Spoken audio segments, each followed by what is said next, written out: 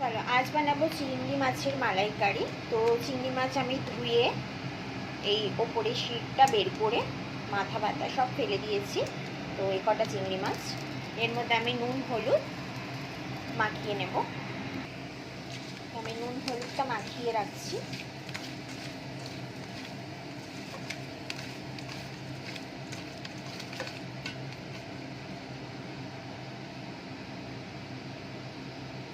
কড়াইতে দিয়ে দিলাম আমি তেল, এর মধ্যে চিংড়ি মাছটা হালকা ভেজে নেব।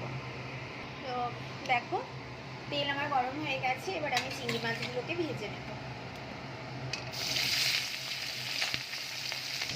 দেখো আমি চিকেনটা জাস্ট সামান্য একটু ফ্রাই করেছি। এই যে আমার তেল, ওই তেলেই আমার রান্না হয়ে যাবে। তো তেলের মধ্যে আমি দিয়ে দিলাম গোটা জিরে,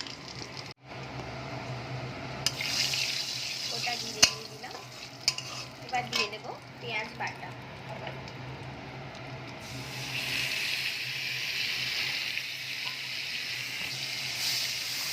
চিংড়ি মাছ যেহেতু অল্প, তো পেঁয়াজ বাটাও অল্প দিয়েছি। এটাকে একটু নেড়ে চেড়ে নেব। এবার আমি দিয়ে দেবো একটা টমেটো, আমি টুকরো টুকরো করে কেটে রেখেছি।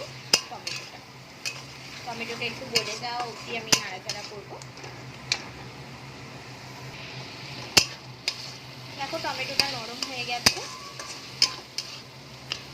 এবার আমি এর মধ্যে দিয়ে দেব একটা মশলা। এই মশলাটা দিয়েছি, এর মধ্যে আছে জিরের গুঁড়ো, ধনের গুঁড়ো, আদা রসুনের পেস্ট, হলুদ গুঁড়ো, একটু লঙ্কার গুঁড়ো আর সামান্য একটু চিনি। তো এই মশলাটাকে আমি একটু ভালো করে নাড়াচাড়া করে নেব।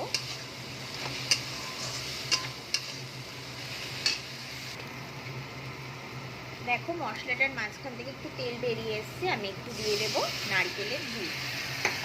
আমি বাড়িতেই নারকেলের দুধটা তৈরি করেছি, নারকেল ভালো করে পেস্ট করে থেকে দুধটা ছেঁকে রেখেছি।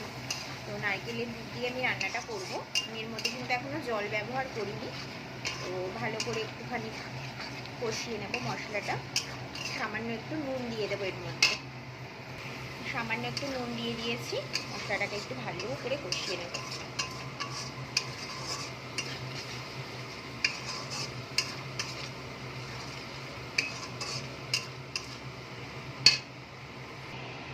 আমি নারকেলের দুধটা ঢেলে দিলাম, বাদ বাকি যেটুকু ছিল। তো এটা দিয়ে একটুখানি ভালো করে আর একটু নাড়িয়ে চাড়িয়ে নেব। আমি জল একদমই ব্যবহার করিনি। মালাইকারিটা নারকেলের দুধ দিয়ে পুরোটাই করলে টেস্টও ভালো হয়।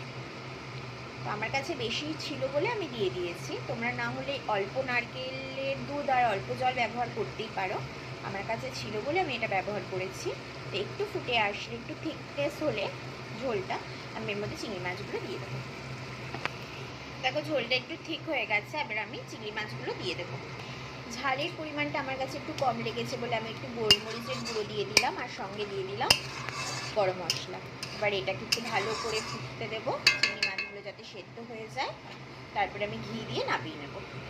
দেখো চিংড়ি মাছের মালাইকারিটা আমি নামিয়ে নিয়েছি। এর মধ্যে একটু আমি ফ্রেশ ক্রিম অ্যাড করব। এটা অপশনাল, তোমরাও ব্যবহার করতে পারো, থাকলে নাও করতে পারো, কোনো অসুবিধা নেই। আমি ঘিও দিয়ে দিয়েছিলাম আগেই।